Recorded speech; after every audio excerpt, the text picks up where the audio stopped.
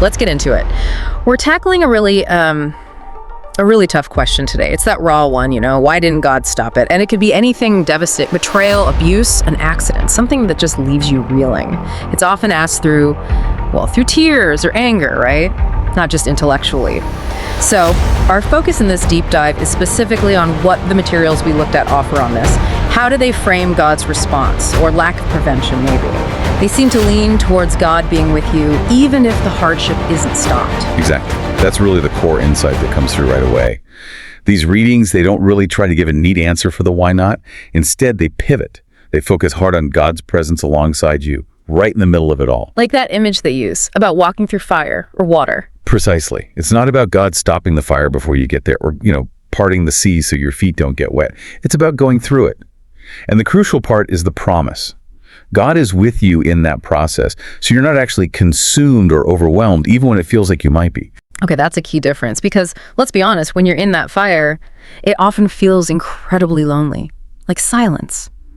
How do these readings address that feeling of God being distant or just silent? Yeah, they tackle that head on. Yeah. The suggestion is that the feeling of silence or absence doesn't necessarily equal actual absence.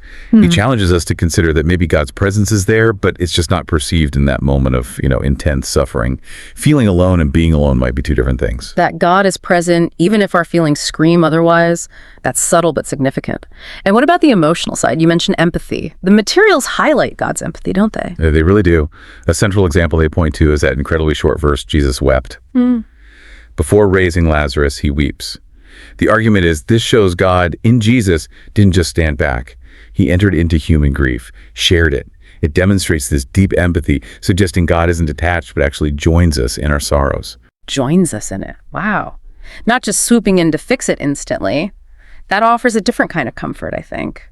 And this idea of closeness develops further, right? Something about being near the brokenhearted. Absolutely. They draw a lot from lines, like in Psalm 34, the Lord is near to the brokenhearted and saves the crushed in spirit.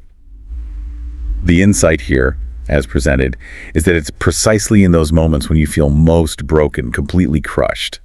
That's when God is potentially closest, not farthest away. It sort of reframes rock bottom, not as abandonment, but maybe as a place of potential deep connection. Presence, empathy, closeness, and brokenness.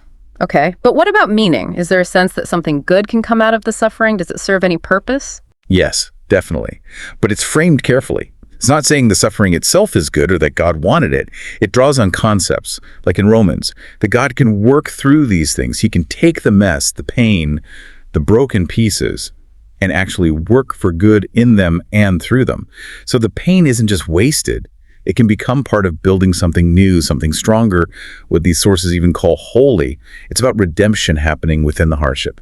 Okay, so wrapping up this deep dive then, the main thrust from these materials isn't really about explaining why something wasn't prevented. Not primarily, no. It's much more focused on God's active presence during the suffering and the potential for something redemptive to emerge from it. Exactly. It shifts the question away from prevention and towards companionship and transformation inside the difficult experience itself. Which leaves us with a pretty potent thought to mull over, based on all this. If God doesn't always stop the fire, what does it really mean to trust that He is always truly with you in it? Next time, we'll explore something else these readings touched on, that feeling of everyone's winning but me. We'll get into understanding your own path and timing. Hope you can join us for that.